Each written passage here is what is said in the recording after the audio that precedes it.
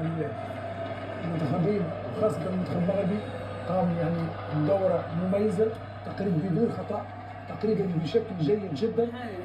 وأكيد أنه عدم الفوز باللقب تعتبر بالنسبة للمنتخب المغربي والجماهير المغربية يعني فشل.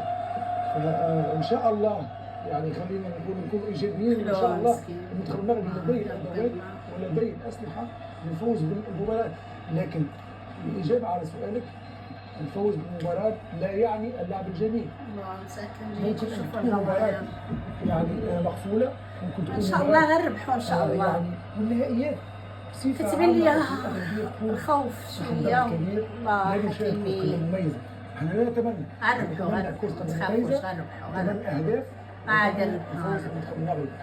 هل هذا يعني أننا نشاهد نتائج لا كرة ممتعة خاصة في النهاية؟ لا شوف على حسب سيناريو المباراة صراحة، على حسب سيناريو المباراة. في بعض الأوقات